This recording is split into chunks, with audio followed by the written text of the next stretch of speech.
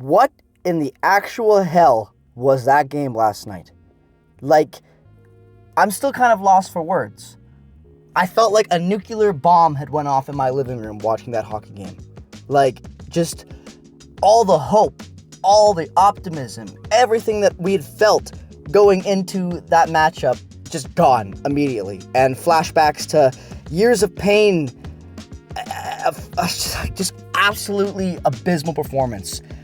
Jets lose 7-2 in Game 3, and there's nothing good to say. St. Louis absolutely dominated the Winnipeg Jets from start to finish in all areas of the ice. It wasn't even close.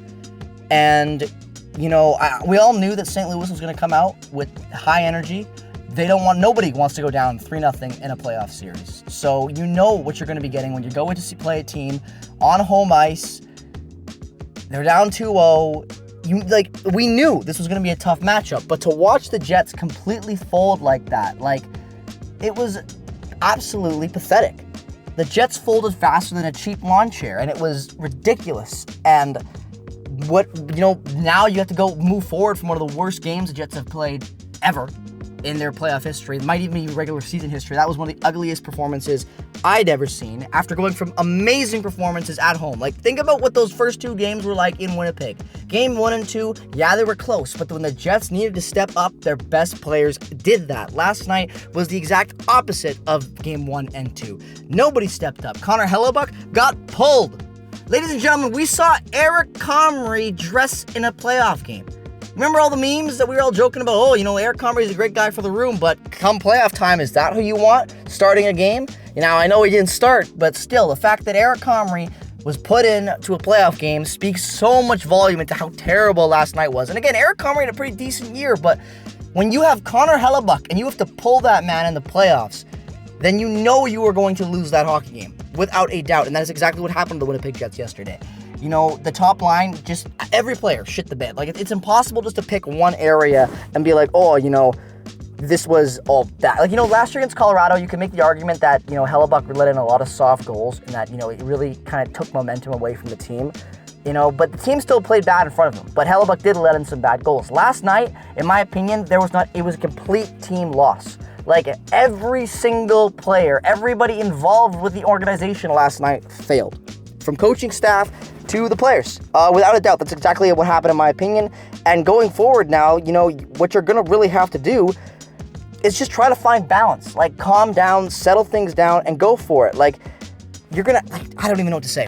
Just an abysmal performance. All around, everybody failed. And I know, obviously I'm angry. Obviously it's all, blah, blah, blah. We're going to rage a little bit because how could you not? That was just absolutely pathetic on every level. But at the same time, I'm still holding on to optimism. I still have my hope because I'm a Jets fan and I believe. And I just, how could you not after the season we had? It's one bad game. And I know it was a horrible game. I know the score was horrible. I know all effort in that game was terrible. So it could be really hard to hold on to any real optimism after a loss like that. I totally understand it. But I want to talk about, the fact that when the Jets lost to Game 3 to Minnesota in 2018, they lost 6-2 after dominating Game 1 and 2. And then what happened after that? The Jets went on to win that series in 5. That Game 3 against Minnesota was pretty damn terrible. But at the end of the day, that series went Winnipeg's way. And, they went on to the second round. So this is the solace that I'm taking from that game is that the Jets have been here before. They've had a bad Game 3. They had a game where Hellebuck shit the bed in the playoffs. And they rose above. Hellebuck, after getting led up for 6 goals in that game against Minnesota, pitched back-to-back shutouts. So, if anybody can bounce back from a game like that and has anything to prove, it's Connor Hellebuck. The entire team has something to prove. So I still have faith. I'm still holding on because the Jets have proven this regular season how good they are. And yeah, that game was absolutely terrible, but all the Jets need to do is win the next game.